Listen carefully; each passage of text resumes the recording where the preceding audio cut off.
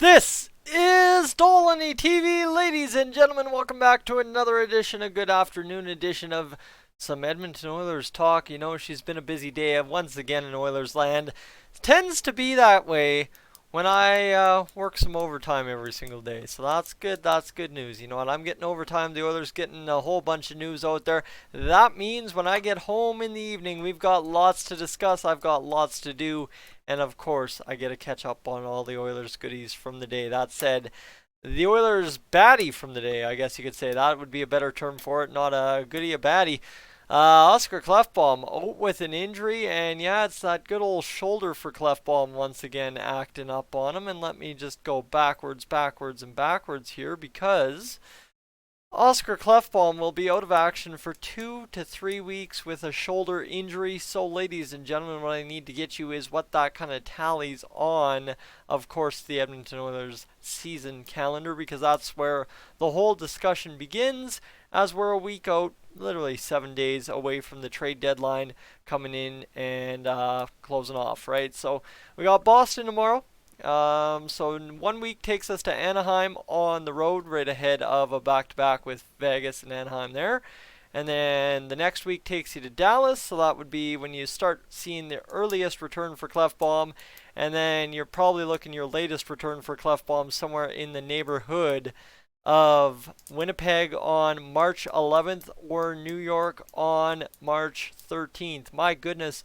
Ladies and gentlemen, we're talking about March on Dolynny TV right now. This is absolutely nuts. I know it's not in a good tone of things, but my goodness, she's almost March, friends. She's almost March. That said, I'll give you who the opponents are that will be losing Klefbom guaranteed in this 2 week to 3 week time frame for Boston, Minnesota, LA, Anaheim, Vegas, Winnipeg. So in there you can find a couple of good teams and a couple of okay teams and a couple of bum teams. Then you've got Nashville, Dallas, Chicago, Columbus. So right there, right, that's about really realistically the happy medium zone from Dallas to Columbus, in which you'll probably see Klefbom return. Longer than that, you go on to March 9th against the Vegas Golden Knights at home once again. Then you've got Winnipeg. Then you've got New York on the 13th. So you got Winnipeg on the 11th. So that's kind of what it lines up to be in the next 3 weeks here. So, and that could be, well, as with a lot of Pacific Division teams, let's not forget to remind ourselves that Boston lost Mr. Brock Boeser for what looks like the rest of the season. That doesn't include playoffs from everything I've read. It's an 8-week injury, which you math out 8 weeks. You're probably looking at mid-first round for a return if it holds true and it's not worse than it already got worse once on them. So that's just an interesting look at that there. But ladies and gentlemen, Oscar Klefbom, big impact guy in the lineup. And yes, I've already seen the tweets and the comments and everything that, well, he plays the same minutes as Nurse. Yeah, yes and no. You talk about it, right? I don't think we see Nurse playing 31 minutes a night as Klefbom did the other night against the Carolina Hurricanes on Sunday. Now let me go get you some Oscar Klefbom stats so as I can tell you what Oscar Klefbom does for this Edmonton Oilers team. He's had 5 goals, 28 assists, 33 points in 59 games played. That said, Klefbom is a minus 20 for all of you guys that still care about plus minus. However much I try to persuade you away from it. That said, you know what? He's only taken 22 minutes in penalties this season, and he's been playing a crap ton of minutes. That's the only way to put it. 25 minutes, 36 seconds, average time on ice per game. Ladies and gentlemen, that is absolutely absurd. You know what? He's up there in the NHL, and realistically, right, if we go compare Oscar Klefbom to the top elite defenseman in the NHL, he's really not on that level, but there he is playing all those minutes this season and, well, to a degree, having success because he's playing those minutes and the Oilers are winning a lot of hockey games this year in comparison to how things went last year. So don't discredit what we're doing and what Mr. Oscar Klefbom is doing. Now, I did mention the Darnell Nurse thing. Darnell Nurse actually played less minutes than he did last year. He's played 22 minutes and 51 seconds this season on the ice per game. So yes, that is substantially less minutes than Oscar Klefbom, and the counter argument to that is, simply put, he's going to see a crap ton of minutes with Oscar Klefbom out of lineup. So will a guy like Caleb Jones. So will a guy like William Lagesson. And the third piece of information you need to get to, other than injury, chunk of schedule missed, the third piece is it is likely the Edmonton Oilers will be calling up a defenseman in time for the Boston game on Wednesday. That said, Tyson, you usually know what's going on the farm. Who would you recommend the Oilers call up if they need to call a guy up for 1 to 2 games with Chris Roussel out of lineup and they want to give William Lagesson a shot in the lineup for those 2 games? Who are you calling up? And ladies and gentlemen, I'm going to go through the list here of the farm defensemen, and I'm going to tell you who, just based on a couple of things here on the left-hand shot side of things. You look at it, first off, you've got Brandon Manning. Nope, definitely not. Stay good. Forget about it. He'll be gone at the end of the year, and we never have to talk about him again.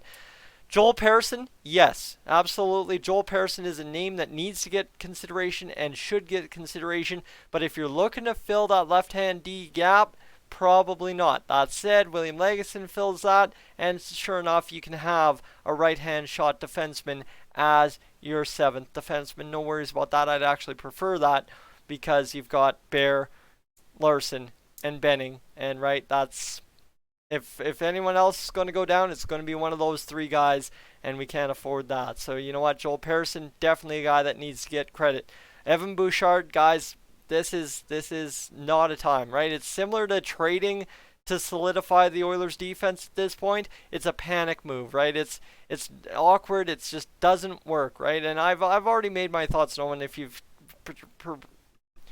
perused, I think is the correct word I'm looking for, the comment section today on Dolynny TV is, simply put, I said a panic trade, and that's what any trade for defense would be at this point, similar to what the Vancouver Canucks did with Tyler Toffoli. Is not going to net the Oilers anything, because thing is with panic trades, right? Same thing. Think back last year when Klefbom and Roussel were out and we panic traded for Manning and Petrovic. Well, think about what happened there, right? Think just for a second what happened there, right? Big guys came into the lineup. They did have NHL experience. Manning was already hated. Petrovic, everybody was hoping that these guys could solidify the lineup, just do something. And guys, unfortunately, when that's the expectation from Oilers fans, it does not work out. 10 out of 10 it seems, and it did not work out, right? Think Ryan Spooner, and yes, you can credit all those trades to Mr. Peter Chiarelli, but simply put, simply done, it did not work out. Even to a degree, Anthony Stoller's in net to back up Mikko Koskinen down the stretch. What do you do? What do you do, right? And simply put, you don't panic trade. That's what you do. So, let's continue down the list here on the farm.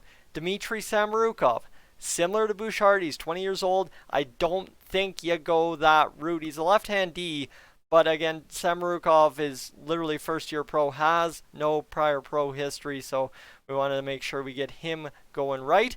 Now, one guy that actually, the next 2 guys, this is going to sound crazy, but I'm a guy who really likes these kind of guys on the farm, and guys like this do deserve a chance at some time, and especially if you're just going to sit them, literally sit them on the press box for 2 games until Russell's healthy, or you might get him into a game if somebody gets banged up. Logan Day, who many people might not be too familiar with, he actually got banged up in training camp and the whole ordeal, and never really got any headlines before getting sent down back to Bakersfield. And Keegan Lowe. Now, I'm not too sure if these guys are still playing with the Condors, and maybe I should check that, but if these guys are healthy and these guys are raring to go, these are 2 guys that should be getting consideration. And the only reason I say that, Keegan Lowe, left-hand D, that kind of suits the criteria I'm looking for in place of Klefbom on that 7th D situation. But simply put, Keegan Lowe, big time, like AHL guy, he's been there all along. And I know, yeah, you're going to say, well, Tyson, that's the same thing as saying we should call up Brad Malone because we're so weak at forward. Well, Keegan Lowe, like I'm saying, this isn't to play him in the NHL. This isn't to play him in any games. This is just to have a body in the press box if need be. Keegan Lowe fits that mantra very, very well. And so Logan Day does as well. Now, obviously, end of day, where am I leaning to replace in this situation if we call up Dman for 2 games? Simply put, it is Joel Pearson. 100%, no doubt about it. Now I'm giving you 2 other options just in case you want something else on the board. That's all I'm doing. Whet your appetite for there is something more. Ask other questions. That's what I like to do. That's what I like to deliver. Guys, I'm going to turn it over to you right here, right now. I've played enough with this pen right now. Let me know what are your thoughts on the Klefbom injury. Would you panic trade? Or out of the 3 guys I'm really leaning towards calling up, who would you call up in this situation? Let me know in the comments section down below. Guys, I'm Tyson, this is Dolynny TV. Make sure to hit that subscribe button on your way out if you're tuning in for the first time. Because, ladies and gentlemen, like I said, we're talking March all of a sudden on Dolynny TV. And that only means good things, interesting things the rest of the way home. Guys, I am up on out of here.